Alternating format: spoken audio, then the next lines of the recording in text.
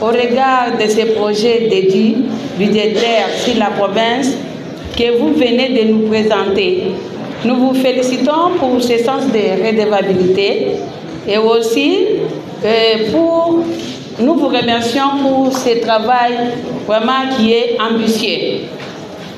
Je salue les interventions des honorables députés qui m'ont précédé dans les différents groupes parlementaires.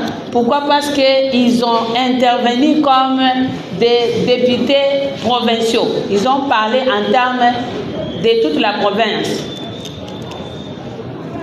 Là, du moins, nous nous sommes concentrés sur les points essentiels. Excellences, messieurs les gouverneurs, vous êtes gouverneur des provinces et le siège de vos institutions, c'est la ville de Cabinda, où je suis la représentante valable au niveau provincial.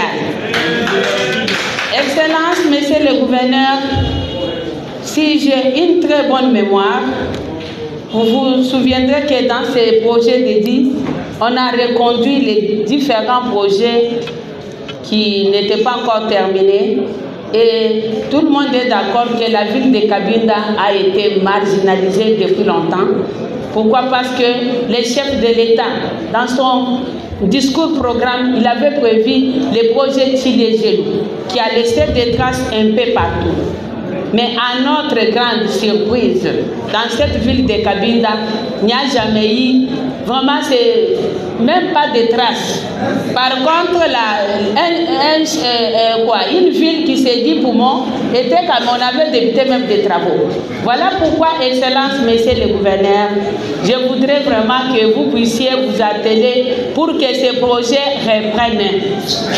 Que ces projets reprennent, nous allons vraiment lancer les créneaux. Même au niveau du chef de l'État, il va nous entendre parce que lui-même était venu ici, il a palpé de ses doigts, il a trouvé que la ville qui est même le mémoire de cette province, il n'y a aucune route asphaltée et vraiment c'est de la désolation.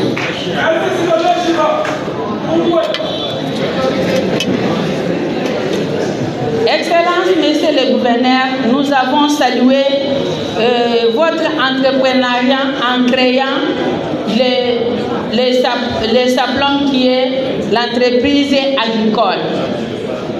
En parcourant ces budgets, juste la construction des bâtiments que nous avons vu qu'on a prévu, mais nulle part on a budgétisé les animateurs de cette entreprise. Et pourtant, c'est votre projet phare. Voilà pourquoi c'est pas l'oubli, c'est une distraction ou quoi. Excellences, messieurs les gouverneurs, veuillez vous atteler pour que l'organigramme et tout ce qu'il faut soit vraiment budgétisé pour la réalisation et la faisabilité de cette entreprise agricole.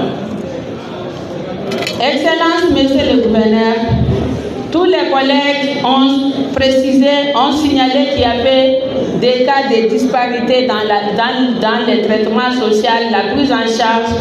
Veuillez vous y atteler parce qu'il y a des écarts. Les secrétaires exécutifs sont presque au rang des ministres, mais si vous voyez les écarts, ça laisse à désirer. Les conseillers, tous les collègues en ont parlé. Excellences, messieurs les gouverneurs, j'ai voulu aussi vous faire offrir tenir votre attention pour que cela soit corrigé.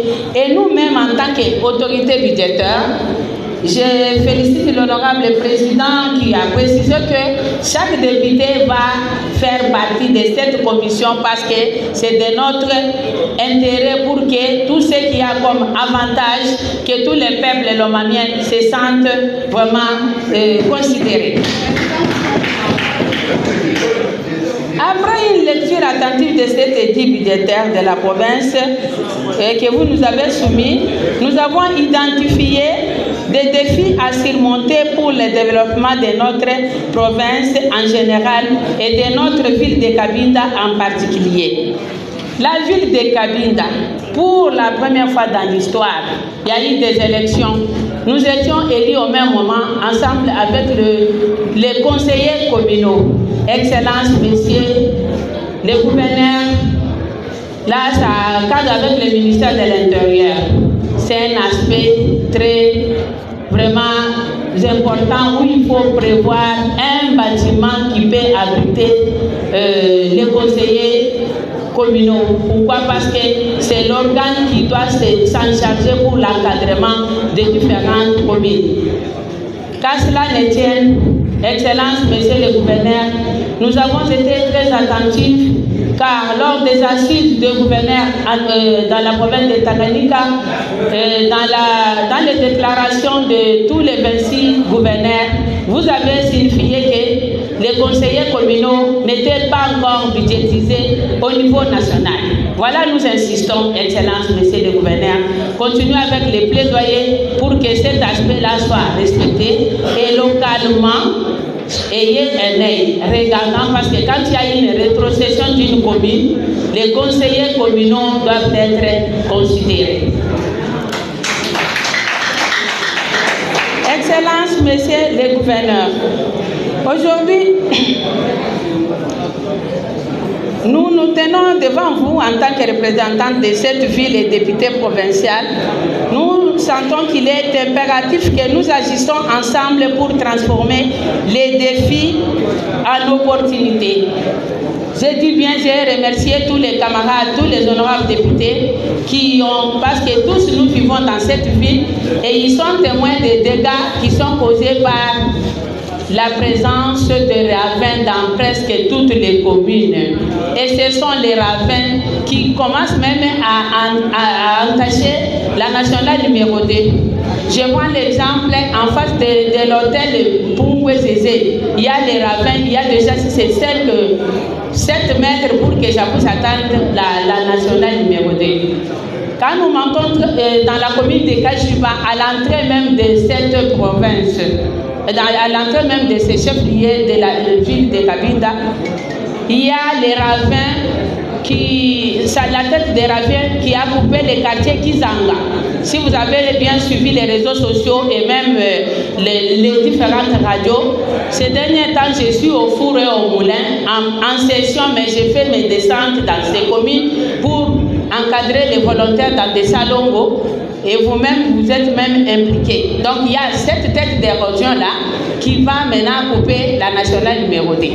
Si nous descendons très bien, toujours dans la commune de Kashiba, la route vers Gandangika, il y a encore l'autre ravin qui a coupé la route. Et ça a suscité beaucoup de problèmes, même avec les différents volontaires qui étaient en train de travailler en s'associant avec l'office des routes. Voilà pourquoi je voudrais quand même épingler toutes ces têtes d'érosion pour que ça puisse attirer votre attention. Du côté infrastructure durable, comme c'est une urgence, la première priorité est sans conteste le manque d'infrastructures durables. Nos routes cul de mer non asphaltées limitent l'accès aux services essentiels et freinent les commerces.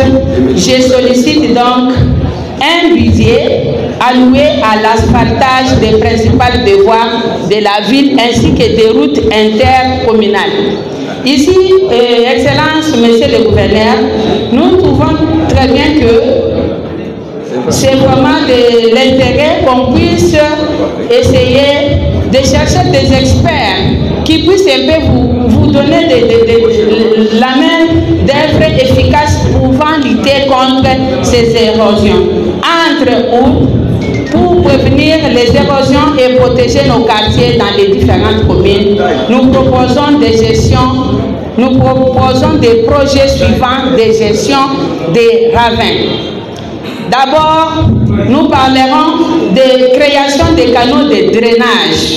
Ici, on doit établir un réseau de canaux de drainage pour canaliser les eaux pluviales et éviter qu'elles n'érodent les sols. Ces canaux doivent être régulièrement entretenus pour garantir leur efficacité.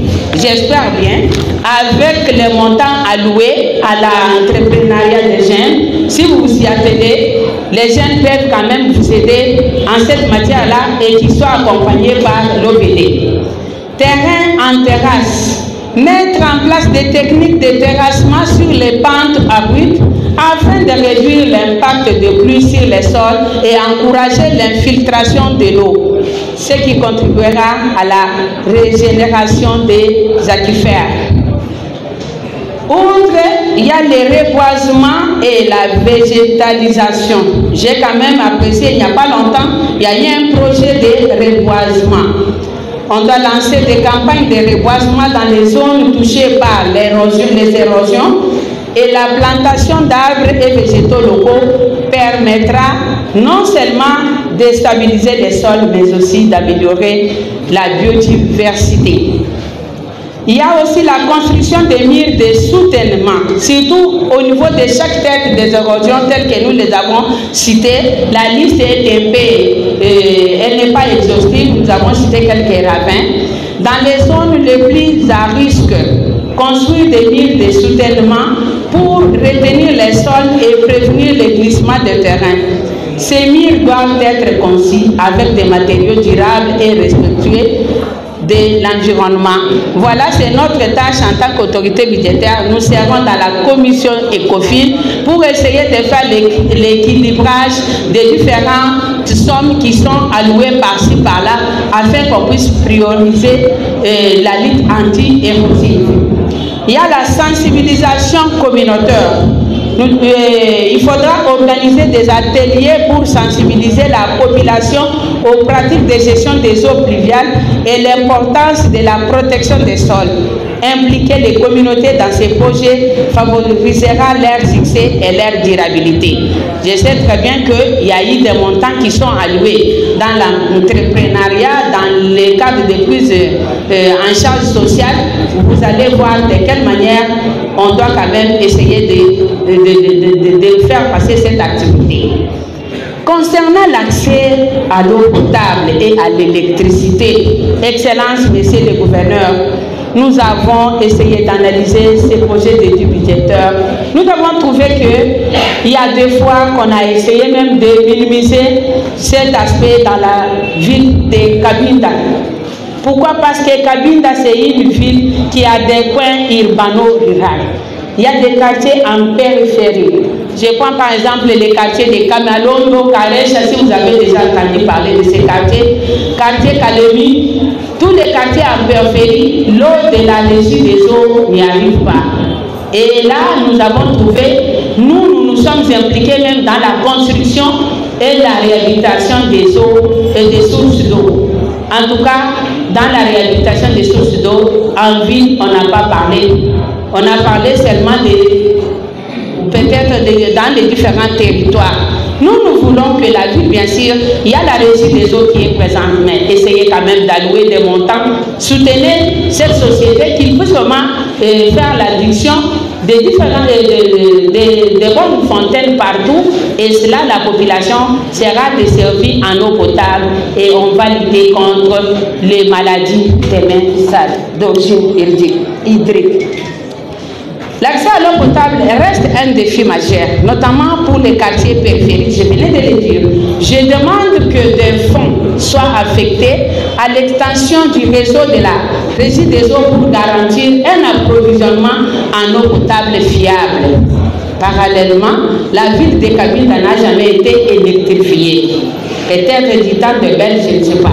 Malgré la présence des ressources hydrauliques inexploitées, je plaide pour un investissement dans des solutions énergétiques renouvelables comme l'hydroélectricité afin de fournir une électricité durable à nos concitoyens. Vous trouverez que cet aspect-là pourra aider un peu l'entrepreneuriat des jeunes et les femmes leaders. Concernant l'éducation et l'infrastructure sociale, Excellences, Messieurs les gouverneurs, la ville de Cabinda a été marginalisée depuis longtemps.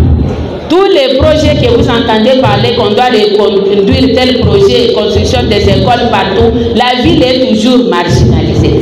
Je me demande, en tant que miroir de cette province, les chefs liés, ou bien on cherche toujours à ce que cette ville soit toujours cotée négativement pour qu'on ne parle pas de la ville ou quoi?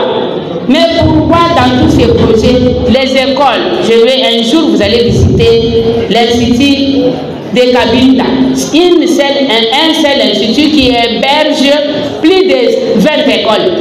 Et c'est de la promiscuité. Et ça n'avance même pas. D'ailleurs, l'école est même menacée par la tête des rabbins qui est dans les quartiers Kaboul et Bandaka 1. Donc, nous voulions qu'on puisse, même que ce soit dans la caisse de péréquation ou bien dans les fonds propres de la province, qu'on puisse prévoir la construction des écoles.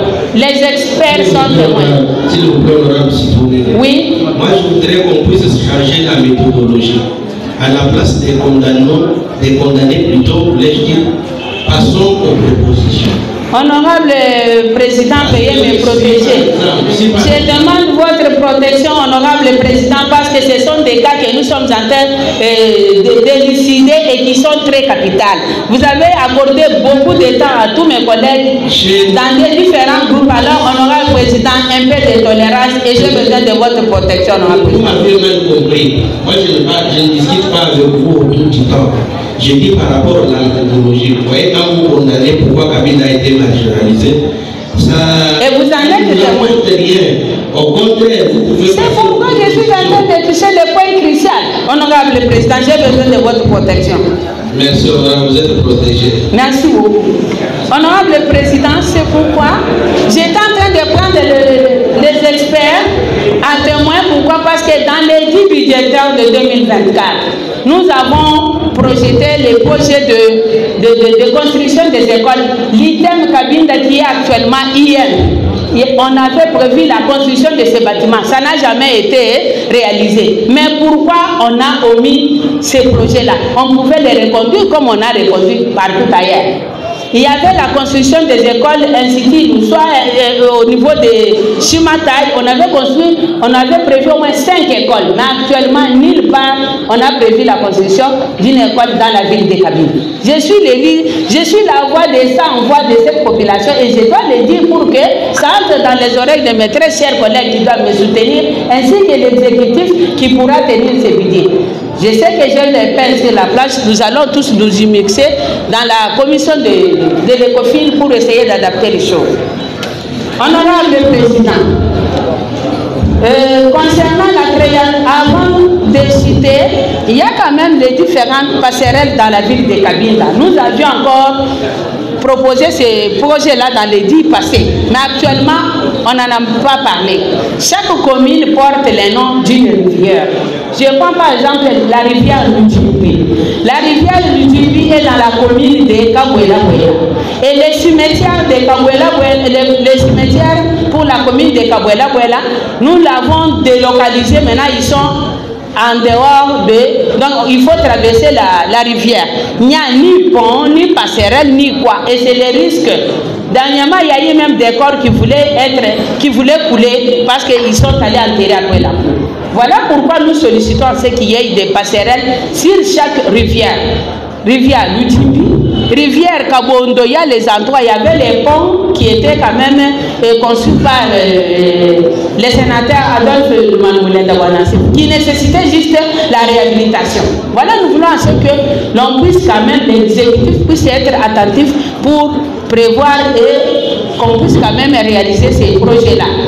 Et nous descendons encore vers Kabondo, toujours la même rivière Kabondo, là vers le quartier Kamoukou. Il y a encore un cimetière. Et cet aspect des cimetières, honorable président, honorable membre du bureau et très chers collègues, Excellence, monsieur le gouverneur, la ville de Kabinda n'a pas de cimetière urbanisé. Ici, nous sollicitons à ce que les cadastres puissent vraiment octroyer un terrain où on peut construire les cimetières urbanisés. S'il faut même commencer à prendre les transports pour y arriver, ça va. Il y a ce qui se fait au cimetière Bunduki, la population, je la prends à témoin. Il y a des malades mentaux qui habitent maintenant les cimetières et qui sont en train, je ne sais pas s'ils déterrent ou bien c'est parce qu'on est en train d'entrelacer la mise en terre des corps et les corps, même des parties des déchets, vraiment c'est exposé. Ce qui est contre le respect des morts. Voilà pourquoi, Excellence, monsieur le gouverneur, je voudrais que l'on puisse aussi essayer de regarder cet aspect des choses pour qu'il y ait des cimetières modernes. La création d'un climat favorable aux dons et aux investissements. Ça veut dire quoi? Nous souhaitons attirer votre attention, Excellence, Monsieur le Gouverneur, sur les besoins urgents de créer un climat propice aux dons et aux investissements. Nous devons établir un cadre transparent, collaboratif qui encouragera les initiatives privées et les partenariats publics pour soutenir le développement de notre province. Le développement de Cabinda est l'affaire de tous. En investissant dans nos infrastructures, en garantissant l'accès à l'eau potable et à l'électricité, en améliorant notre système éducatif et en favorisant un environnement propice aux dons, nous pouvons transformer cette ville qui est le chef-lieu de la province et qui peut donner un bon discours à son Excellence, le président de la République, Fatou Béton, qui dit toujours les peuples d'abord.